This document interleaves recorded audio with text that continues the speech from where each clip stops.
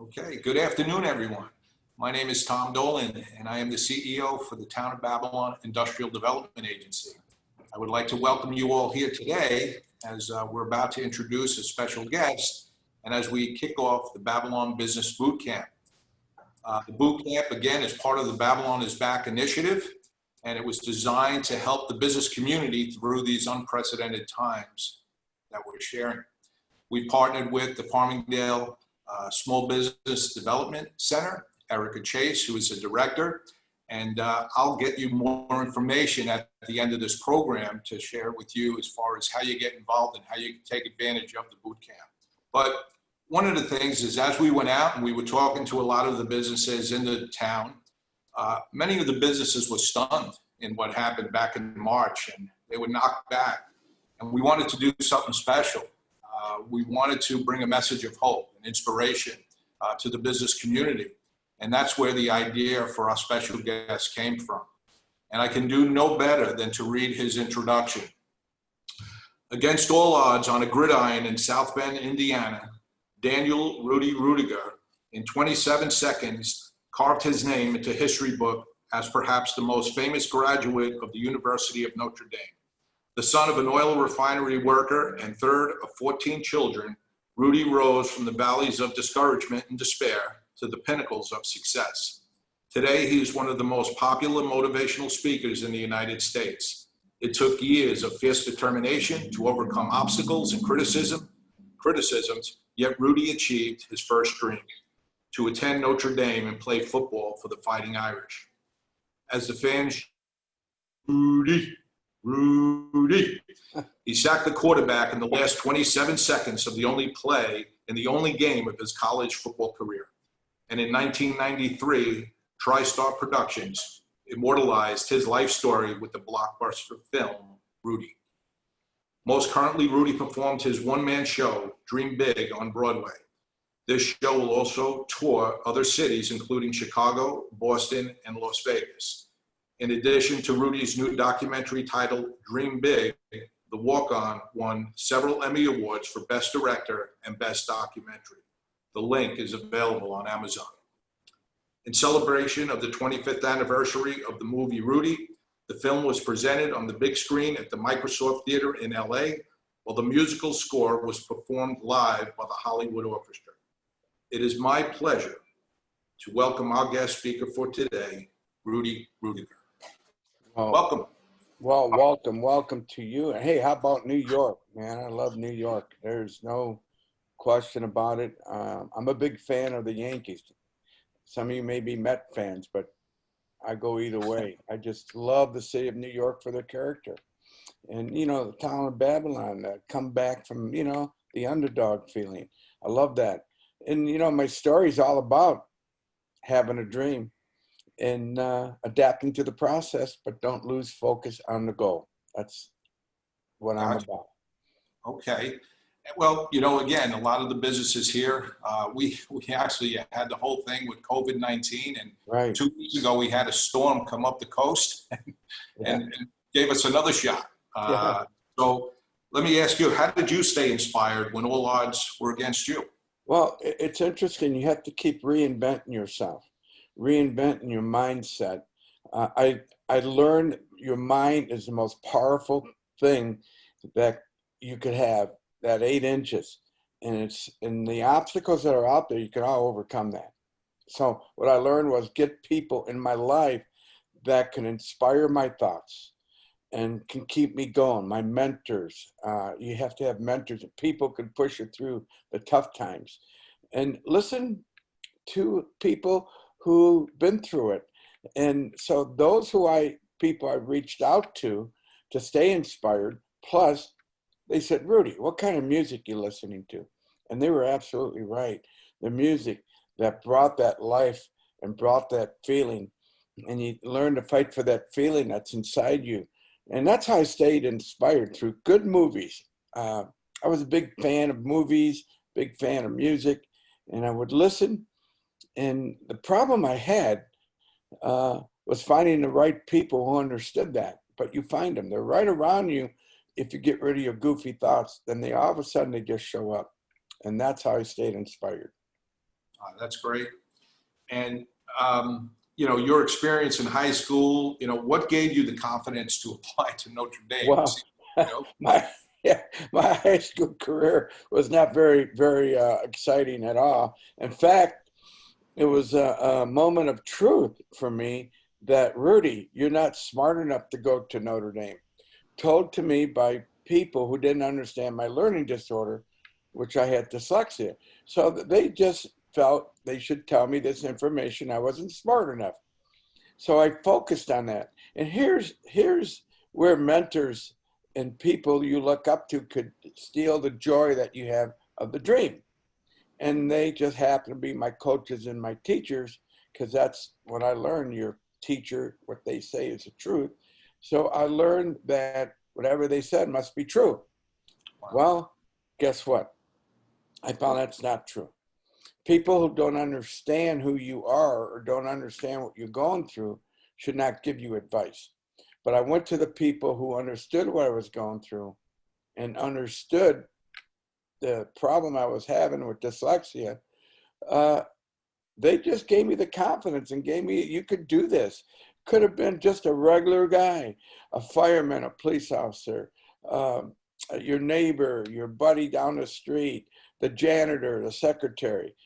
Those little people, just common people, kept you going and kept me believing that I am someone. Didn't know what was going on at the time in high school, but I had this dream of Notre Dame when I went to church. When you go to church, the priest gave the Notre Dame score. See, and I saw my dad's eyes light up.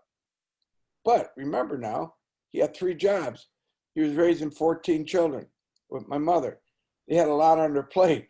And yet I looked at the stress he had at times and the aggravation he had many times coming home through the job he just came from. Then he would light up on a Saturday when Notre Dame played and when the Yankees played. So that's where I got my first sign of the side of him saying, wow, if I can give him that Notre Dame dream, wow, that'd be a great gift to give him. But it was unrealistic because of my high school career. My grades were, I graduated lowest third in my class, so I was not a candidate for Notre Dame. And the SATs, ACT, I never qualified to go to Notre Dame, and my class rank, my SAT, ACT were in my athletic skills as a football player to go to Notre Dame. I was not a candidate for Notre Dame. But what the heck? What made me believe I can go to Notre Dame? I feel people that gave me the dream. So I lived in that imaginary world, and I had to deal with reality as well. The imaginary world would dream about going to Notre Dame and playing, or playing in Yankee Stadium, hitting home runs like Mickey Mantle. So I played in my backyard and became Mickey Mantle. I played in my backyard and became Angelo DeBerrio. I became those Notre Dame players in my backyard on a Saturday.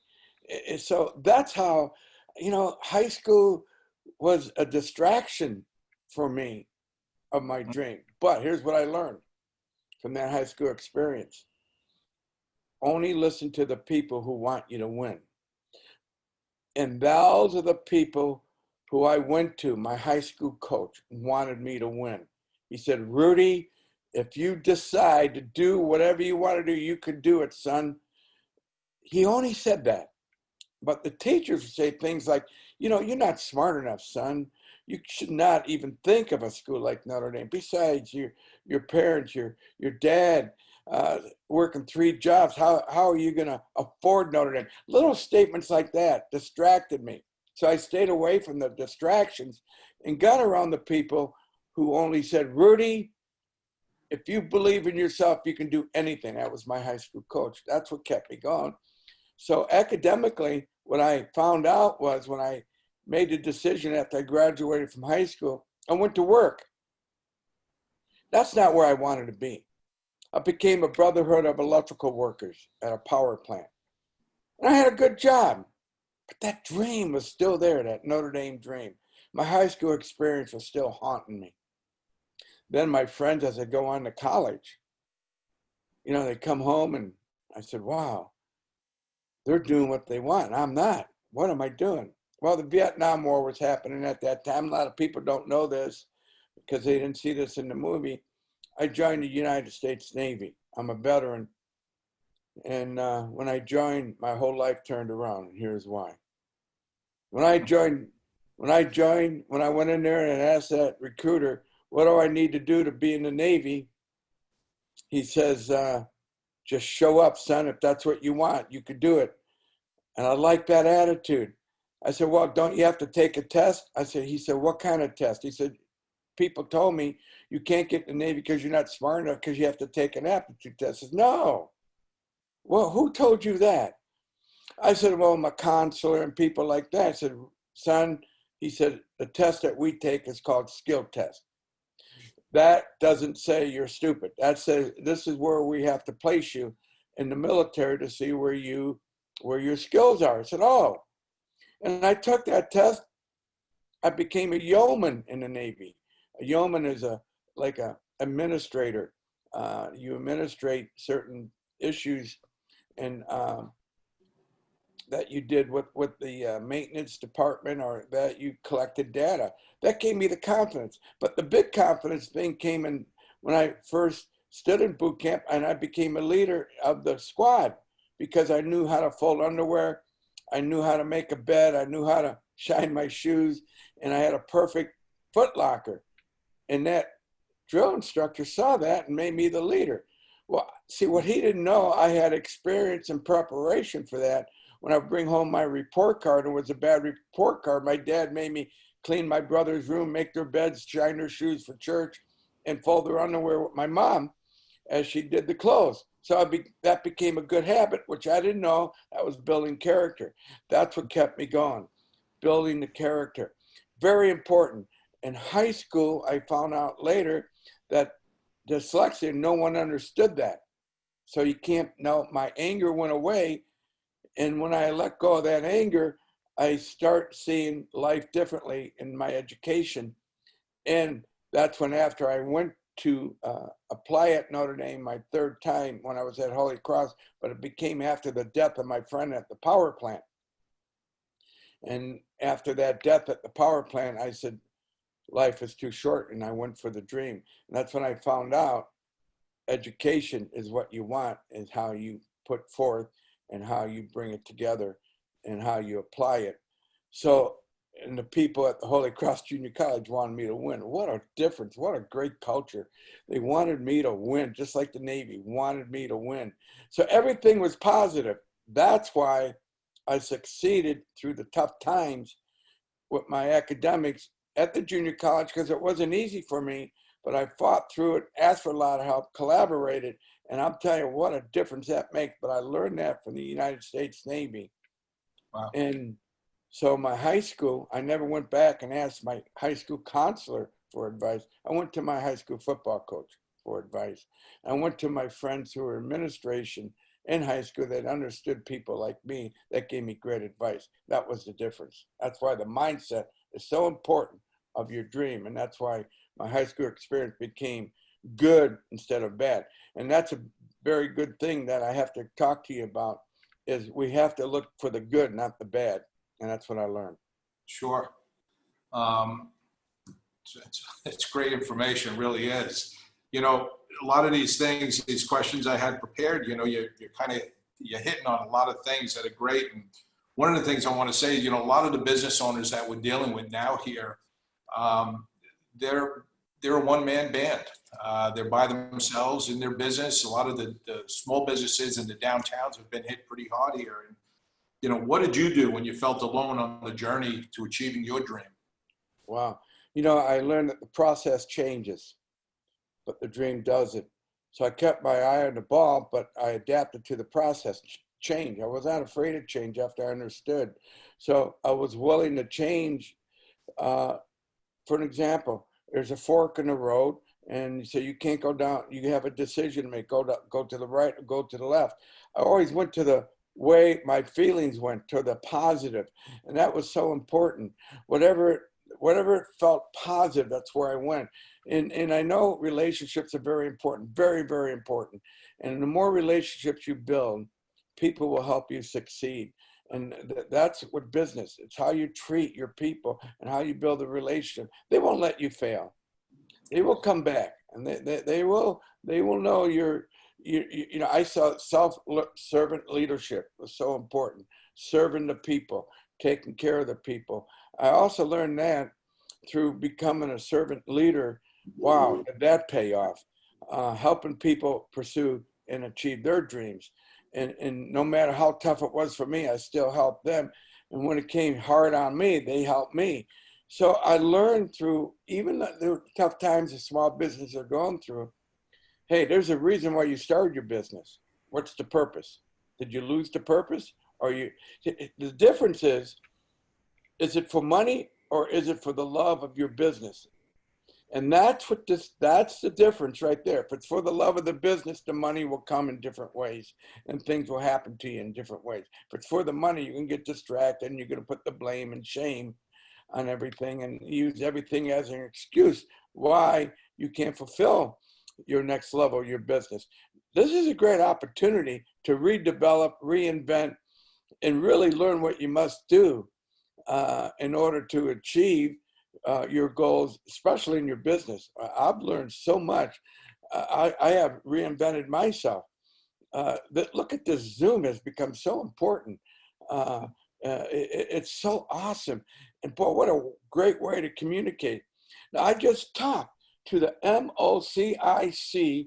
It's a power information share for all the police forces in Nebraska, Missouri, Indiana, Minnesota, Kansas City, Illinois, and I'm going to Wisconsin. I'm going to myself, all these what they're going through. And they want to defund the police department. Everything's coming at them very bad. But wow, their attitude is great. I came out of that conference, and that was just a couple of days ago, feeling good and powerful. But they had some great leaders there. They know what they need to do. It's like anything. Get rid of the bad and look at the good. And that's a great statement. Look at the good and get rid of the bad. Get rid of the cancer and get the good in line. And that's a challenge, but that's what you need to do. And that same way in business. Look for the good in your business. Look like for an example, I look at how do you become great? Well, by looking at the good, by making people good, that's how you become great. Letting people know they're good, letting people know they're doing a good job, letting people know they're doing good. That's a culture.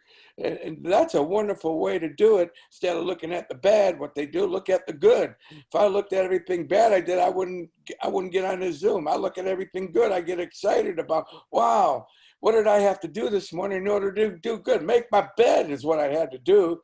That's what I learned early on in the Navy. I always make my bed. Then you get up and you do something positive. And those are the first steps to success. So I'm learning, and I want to teach people life is about doing the little things that make you feel good and powerful, and everything else falls in place. Makes so much sense. Makes so much sense. Now, did you use that same philosophy to have the movie produced as you did with the Let me tell you, the movie. Yes, the movie was much harder than going to Notre Dame. And here's the reason.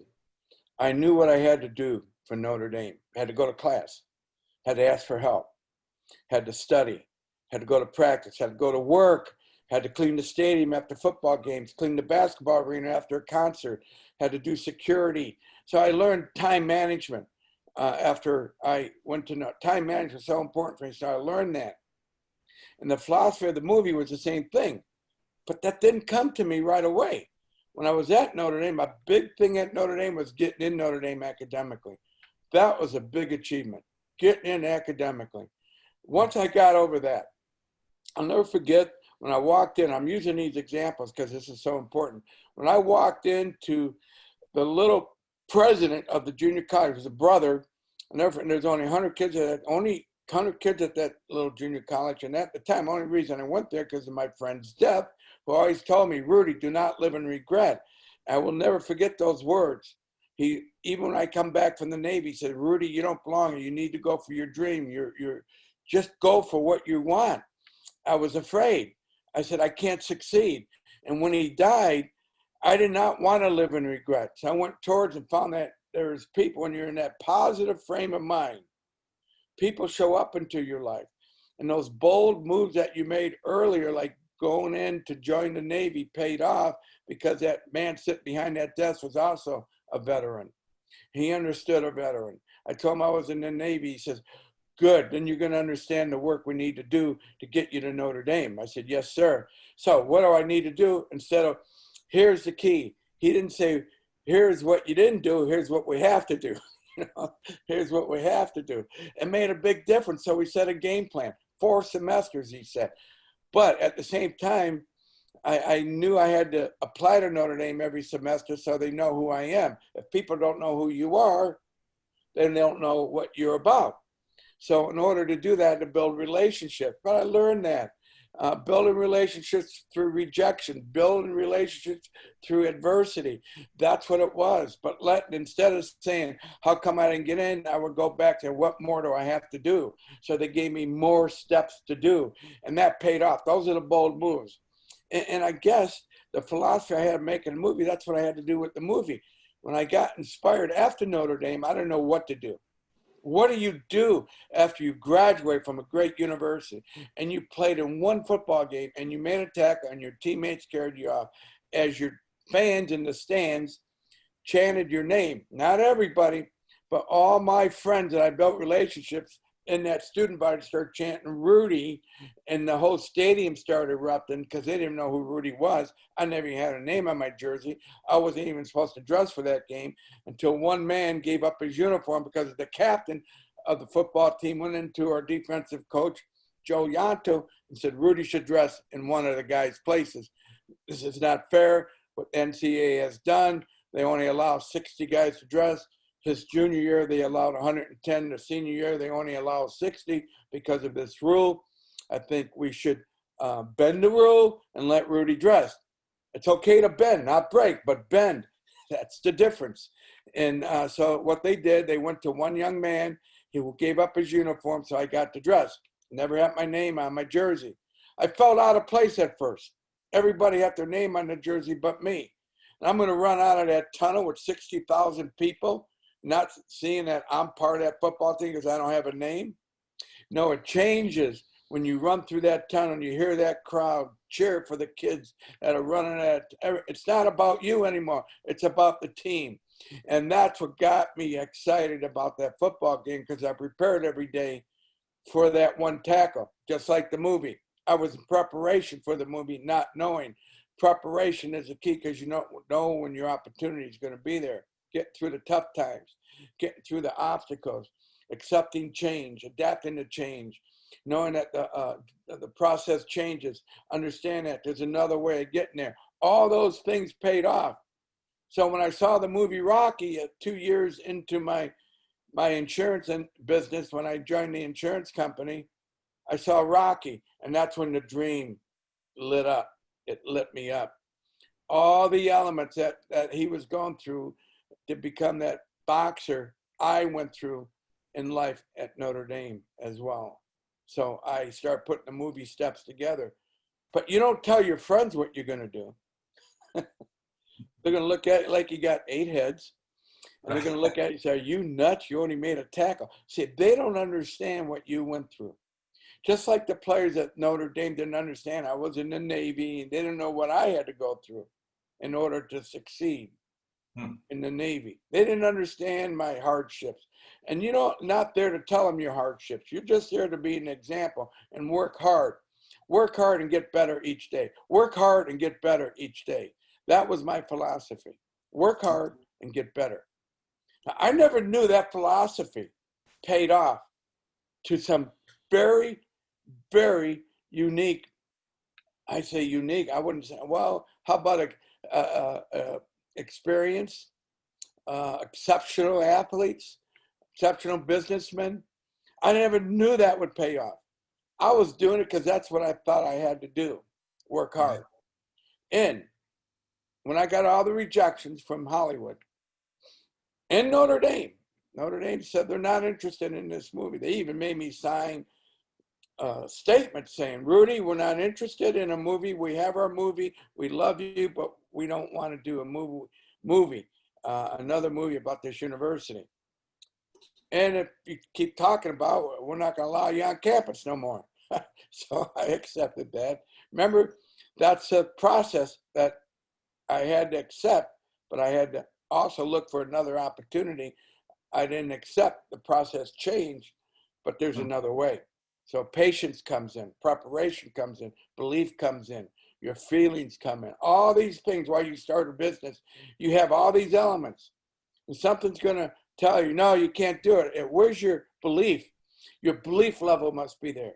Your belief level must be so passionate about what you do. You're going to overcome all odds. You will overcome all odds because you don't look at the odds. You look at how to solve. You become a problem solver.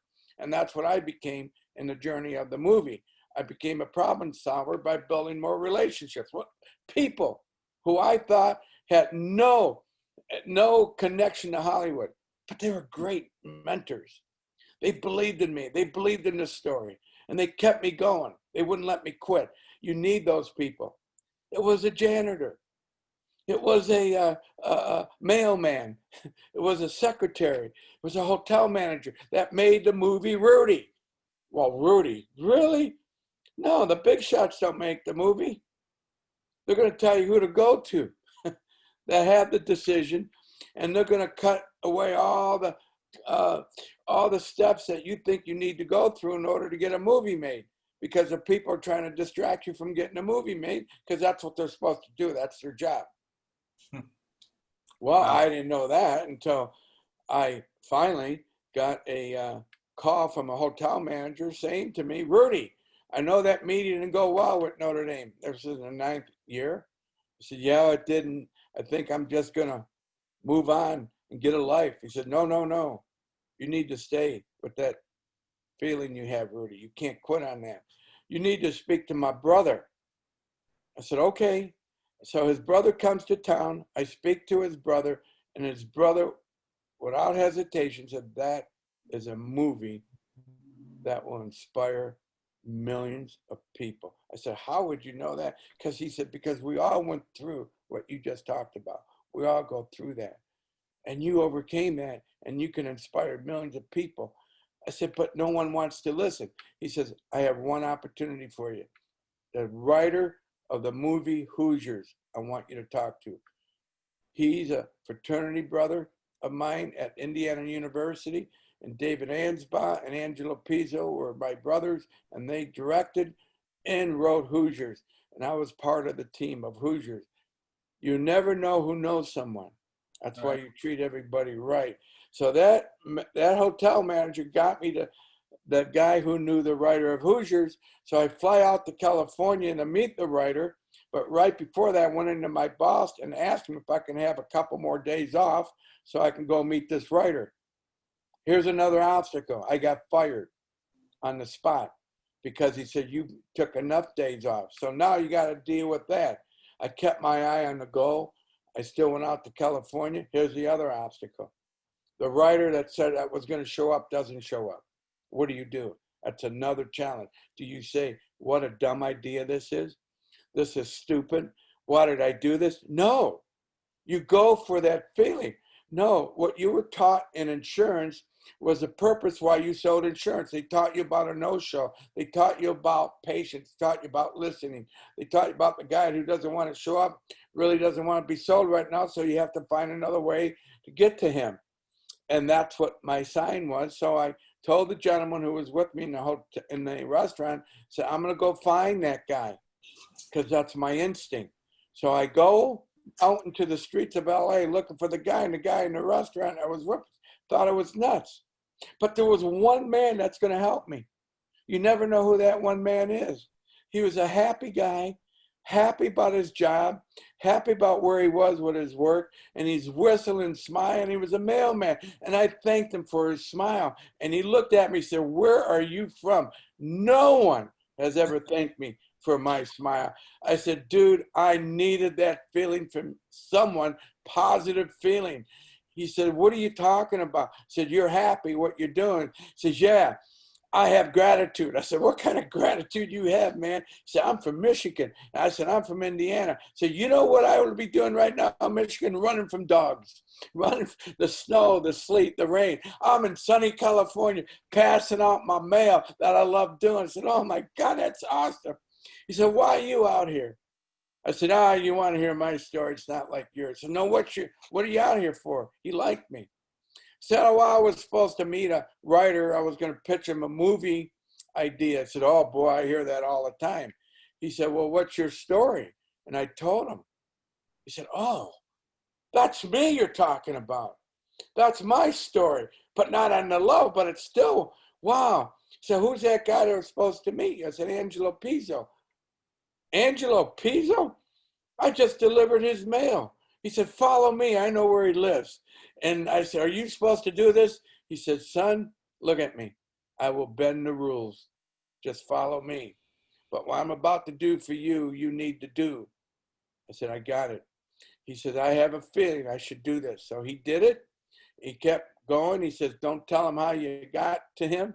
Just, I'm going to point and you knock on his door. I knocked on that man's door. And he said, who is it? Rudy. I said, how'd you find me? I said, never mind, but you're late for lunch. And he started apologizing right away. But where did all these steps come through? From my experience selling insurance, learning how to listen, learning what the customer needed, not what I needed. And when he said he's not interested in not doing another sports movie, I knew right away I had to listen to him. Stop, Rudy, don't pitch him anything. Listen to the man. That's the insurance instinct. So God had me sell insurance to learn this technique. So the next thing he says, I'm not going to do another sports movie because I need to change genres. And besides, I hate Notre Dame. Those two obstacles. But he did say something positive. He says, I like your story. You have a good story. I hung on to that and eliminated the goofy information. And I said, I need to build a relationship. How do you build a relationship? Well, I got to go back to something better. I'm fired. I need to get a job, pay my mortgage. So I went to my homeowners association, became the shovel. I shoveled the snow, cut the grass, and cleaned around the condominiums association. So I did have a job, but it wasn't the job I wanted. I still had my dream. Now the challenge is, how do you keep that dream alive when you're shoveling the snow and cutting grass as your friends drive by and say, hey, Rudy, what are you doing cutting grass? And I looked at him, I said, well, I have a dream. That's all I said. Oh, you mean that movie idea you keep talking about? And I would say, yeah, it's going to happen. And they would laugh and move on. They're the ones that kept me inspired because I had the dream. The process changed. I'm going to find another way. I adapted to change. They didn't. They kept to the negative. I stayed to the pot. I kept my eye on the ball, just like it did at Notre Dame. I kept my eye on the ball. And even though everything was going against me, I never let loose of that feeling because of mentors, because of people helping me get through this. Very important. And that's how, why did the movie get made then? How'd you get it made, Rudy? Well, I just needed to find one man that had $25 million. I'm going to find him. I needed a major studio to put this movie together. That's what I needed, a writer and director. I already knew I had him, but you know what? It happened through a young boy at Cornell University who graduated from Cornell, who wanted to get in the movie industry, who ended up at Orion Pictures, becoming part of that executive team that put Hoosiers together. He developed a relationship with the guys from Hoosiers. Now he gets a big opportunity to go to Columbia Pictures, gets a 2-picture deal because he's right on. He's a good executive. He goes to Columbia Pictures, and the president of Columbia Pictures was the name of Frank Price. He's a graduate of the University of Michigan, the Michigan State University, and he was a walk-on. And he says to the young producer, he says, I'll give you a 2-picture deal, but I want a sports movie. And he said, you can pick any other movie you want, but I want a sports movie like Rocky. I want one of those movies. And the young producer says, only guys I know had a movie like that is Hoosiers. But I know those guys, it wasn't a true movie, but they made it up. But let's see where they come up with. Let me have a meeting with them. They called the 2 guys in from Hoosiers, David Ansbaugh and Angelo Pizzo. And they asked him, do you have any sports movies in mind? Now, this is where the bold move pays off. This is where patience pays off. If I didn't make that move to go to that outside that restaurant and meet a mailman, he would never brought me to the writer who is now going to explain to this producer about the opportunity of the movie Rudy. He told him it's about a father-son relationship. It's about overcoming odds. It's about an underdog. He says, within 3 minutes, write it. That's the movie I'm looking for. Wow. And the writer who said he didn't want to write another sports movie ends up writing the movie Rudy. So he comes to Notre Dame. He finds out more challenges, more obstacles, more true stories. And he got excited now. He went back and wrote that script in 3 months. They turned it in to Columbia Pictures and they green-lighted it right away. They got so excited about it. It just doesn't happen that way. But I didn't know this was happening. I was still cutting grass when I got that phone call from Mr. Pizzo saying he got commissioned to write the story of my life. I said, wow, how'd this happen? He says, never mind, I'm going to tell you later, but we need to get the approval from Notre Dame once I get the script written. I said, oh my God, I couldn't tell him that Notre Dame won't let me on campus. Well, he's got to write the script. So I allowed him to write the script. And I said, okay, the process is changing again. I have to adapt. I have to find another way to get to Notre Dame. Well, as he wrote the script, first I wanted to see what kind of story he wrote. It was wonderful. I said, this is a Notre Dame story. This is what Notre Dame needs. Timing's everything. God has a special way with patience and timing. So as Notre Dame was going through their obstacles, I came in, they gave him the answer of hope. And that was the movie script. And the movie script was accepted within 20 minutes after I made that next bold move to see the gentleman who I never talked to, who I knew I should talk to, but wasn't ready to talk to till I was ready with the right information. When I had that in line, he listened and gave 100% approval to shoot that movie on campus during the kids, while the kids were in school. Now, I want you to think about that. That's huge. Now, there's certain people on that campus that didn't like it. I stayed away from them, but there were still obstacles, but you overcame. But the guy that I love was the Father Beauchamp. I'll mention it. He was a true believer of what this story was about. Father Hesburgh, Father Joyce, who were also in the movie, were true believers. That's all you need to go to, were the believers, not the guys who didn't want you to succeed. I learned that lesson. Don't go to the people who want to stop you. Go to the people who want you to win. That's why the movie Rudy happened. And it's now the #1 movie of all sports movies. And last year at the Super Bowl, they had 25 sports movies. Rudy was #1. Rudy just happened to be a message. It's not about football. It's not about nuts. It's a great message. That's why I say to business owners, to people, if you have the dream, don't lose the dream. Change, adapt, and adjust. That's such a great message, and I think so appropriate for what everyone is going through right now. And I guess I'll finish with, what new goals do you have now? What things is Rudy looking at now as you look to the future? Well, this is one of them. I love Zoom. I love talking. My big goal is now just creating more opportunity to talk to people. We have a podcast called Rise Above with Rudy. And what's awesome, we're in 43 different countries now.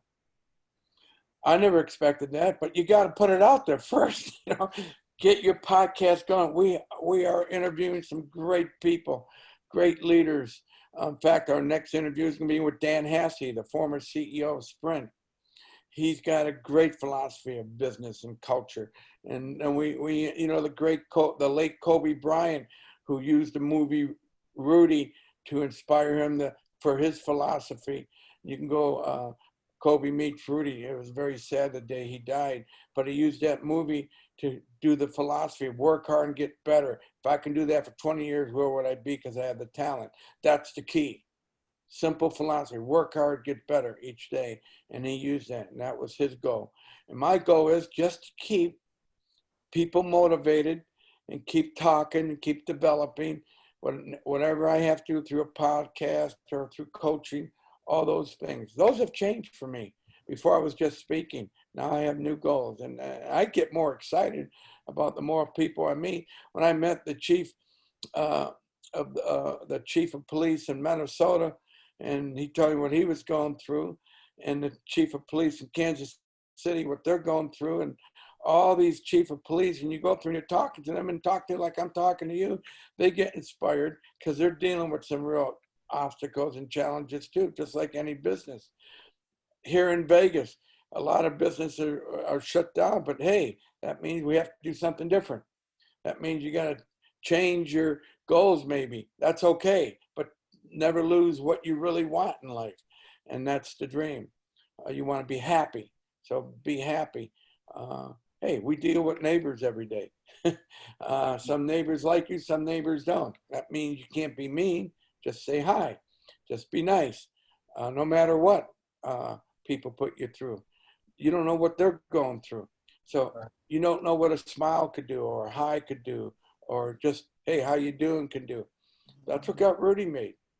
By approaching positive people who were happy with what they were doing. Not the people who were not happy, but the people who were happy. That seems to be a big part of your message today, Rudy, as far as the people that you've surrounded yourself with and keeping a positive attitude has gotten you to where you are today. I mean, that's... Yeah, and keeping the goal on the dream, not the obstacle. Handle obstacles as they come. Be a problem solver instead of a problem giver. Yeah, that's a great one. Yeah. Yes. But again, thank you so much. What a great story. I can tell you as a fan of Notre Dame and as a huge fan of Rudy, what a great movie. And so many people, as we led up to this opportunity to have you on, that I mentioned that you'd be on, I can tell you got a lot of fans out there and a lot of people who love the story, and the story has helped them in their lives. So thank you for that. Well, thank you, and I'm proud to be part of the town of Babylon, and what you want to do, anything I can do for you, I'm there. Well, I can tell you the one thing we're going to ask is we did last week also. We wanted to do something special, which I think we delivered on that, and you did a great job. And we sponsored this, and we're going to be sponsoring also the Babylon Business Boot Camp. But we wanted to ask the business community in the town of Babylon and beyond that we know a lot of people were hit very hard from this pandemic. There are a lot of people that we're not sure if they're going to be able to put a meal on their table tonight. And we're asking everyone if they could please go to islandharvest.org and make a donation. Again, the generosity will allow the critical food support for homebound seniors, veterans, working families, and children. And we think it would go a long way in helping all of us here in our community. And again, thank you for your service, Rudy. Yes. And again, not part of the movie, but thank you for your service. No, it was a big part of my life changing with my mindset. You know, it's just one of those things we live in that 8 inches. That's between our ears. So let's get out of that prison with bad thoughts and put good thoughts in there, because great things will happen. I met a lot of people. There's one little story I'm going to tell you. 2014, I spoke to Shade Tree. It's a place where abused women go, where they were thrown out of their home or they're on alcohol or drugs and they get almost given up on life. I was asked to go speak to the women. I was almost rejected it because I said, what am I going to tell these women? What am I going to say to them? Wow, this is really, this is a territory I'm not used to. But I asked him, I said, can you do me one favor before I come and can you show the ladies the movie? I want them to know what this is about. And they did. So I got to show you this. This is fascinating. This is July 20th of 2014. I went there and speak to these paper. I just found this 7-page letter just the other day. And I didn't understand why this letter came in my hands. This lady handed me this letter as I walked in the room. She sat in front of the room. I see her. She was excited and she was absolutely engaged in my message. And she gave me the letter and I put it away and I misplaced it. I just found it 3 weeks ago. So, oh my God, that's the lady that I met 2 years ago at this antique shop where she was the manager. And as I walked in there, she was saying, oh, Rudy, so excited to see you. So who are you? To myself. She says, I'm the lady that gave you the letter. I said, really? I said, that's unbelievable. But I didn't want to tell her, I didn't read it. So I said, wow, awesome, thank you. And made her feel good and embraced. And I just read this letter. It's unbelievable what she went through. I don't think I could have gone through what she went. Her little baby was kidnapped and taken out of the state, and she was thrown out of her house, and her husband beat her, and all that. She went through this terrible crisis. But the movie Rudy kept her going, kept her fighting, and she would always watch the movie over and over again, kept her going. And that's why she succeeded, and that's why she wrote me. And that's why when I went there to speak to these ladies who were in problems, I almost shut them down because I said, why am I going? We all have a purpose, ladies and gentlemen. People are looking at you for example to succeed and get through the tough times. People will watching you. People will be inspired by you, just like what you're doing now with this food bank. This is awesome. This is inspiration. This is saying, hey, we care, but you have to do your job too. You got to get off your feet and do something too. Don't give up. Keep moving forward. That's why this letter reminded me, everybody needs good information when they're going through tough times. So don't shut it down. Put God in your life, support that, and have your faith. And don't get involved with all the negative that's out there. There's a lot of it. Look at the positive. We have great kids. They're great. I met a lot of great kids. I've been hearing all this stuff. No, we have great kids. We have great, in the city of Las Vegas, when that hockey team came here after that shooting, they brought that city back up. Sports are very important. So anybody that's involved in sports professionally, know why you're there. You're there to give hope. You're there to give honor and respect to your job and to your country and your flag. And that's why it's so important for you to know all this negative stuff that we think we should talk about. We should talk about the positive. The positive is helping each other, not talking about what we did. Let's help each other. That's kind of like my message to the working community, to the communities. Let's eliminate hate, eliminate and get into love in a way, look at people's positive and their good instead of their negative and bad. I think we'll have a whole different change of mindset when you do that. That's a great message. Really is a great message. And again, thank you so much for being here. We just want to finish. We want to, again, this was a kickoff, and what a kickoff it was for the Babylon Business Boot Camp. I'm going to just ask Joe if he could put up the schedule to the boot camp. Tomorrow, we start the first, as far as the workshop with Erica Chaith from the Farmingdale State Small Business Development Center. She's the director, and she's partnering with us. And again, this will be about business planning. And I think that was part of the message here today with Rudy, that sometimes businesses, this is an opportunity for every business to take a step back maybe and look at your business plan and have a new set, there's a new set of rules involved. So need a new plan. So that's tomorrow, August 18th. You can go to babylonisback.com for information on how to register. There's a link up on the screen now. If you have any problems, please reach out to us. Our email is info@babylonida.org. But again, this will be a series that will run now through September. But again, what a tremendous kickoff. Rudy, thank you so much. What an inspiration. You've given all of us the message that we were hoping for. So thank you so much. You bet, Tom, and God bless you guys, and good luck to everybody. Thank you.